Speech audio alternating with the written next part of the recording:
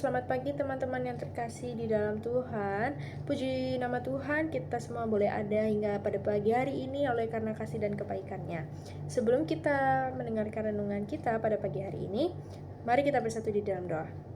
Bapa kami yang ada di dalam surga, Bapa yang selalu mengasihi dan menyertai kami di setiap waktu, Tuhan.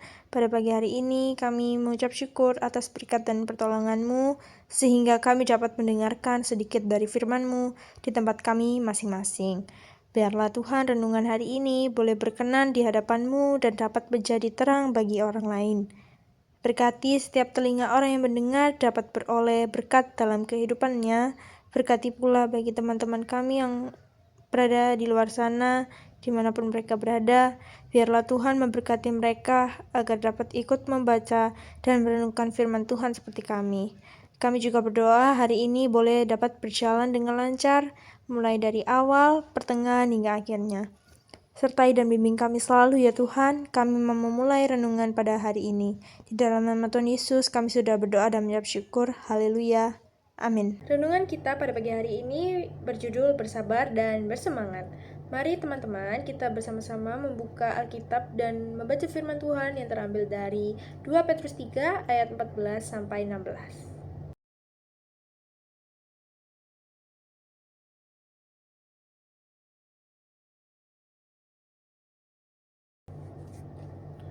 Banyak orang yang tidak suka dibuat menunggu, apalagi menunggu tanpa kepastian.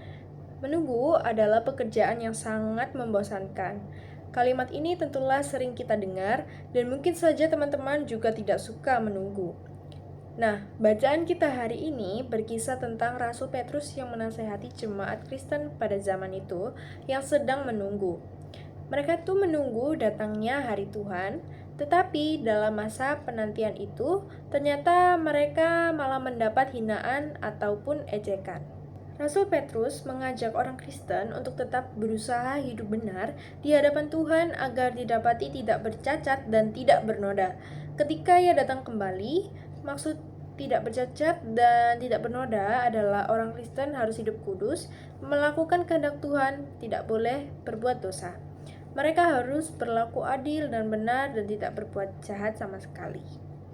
Nah, kita juga sering nih mendapat ejekan atau hinaan dari orang-orang di sekitar kita. Ada yang membuli karena identitas kita sebagai anak-anak Kristen dan ada yang menghina tentang Yesus Kristus. Ada juga yang mengejek tentang agama kita. Ternyata hal ini sudah terjadi sejak zaman dahulu kala. Tapi orang Kristen justru tetap menunjukkan kesetiaan dan ketaatan mereka kepada Kristus. Kita pun diajak untuk tetap berusaha meneladani hal itu, yakni selalu setia dan taat kepada Yesus Kristus dan tetap menjaga kekudusan hidup yang dimulai dengan berlaku adil dan benar sehingga kita didapati tidak bercacat dan bernoda ketika hari Tuhan telah tiba. Petrus juga mengingatkan bahwa firman Tuhan kadang itu sulit dipahami, dan ada orang yang menyalahgunakannya. Karena itu, kita perlu berhati-hati dan terus belajar agar tidak mudah disesatkan. Dengan pemahaman yang benar, kita bisa tetap teguh dalam beriman. Bersabar berarti percaya pada waktu Tuhan, dan bersemangat berarti tetap hidup benar sambil menunggu. Jadi keduanya harus berjalan bersama. Jangan lelah berbuat baik karena Tuhan setia pada janjinya. Rasul Petrus mengingatkan kita untuk hidup dengan penuh kesungguhan sambil menantikan janji Tuhan. Ia pun menekankan dua sikap penting, yaitu kesabaran dan semangat dalam menjalani hidup yang benar. Sekian firman Tuhan yang dapat kita dengarkan pada pagi hari ini.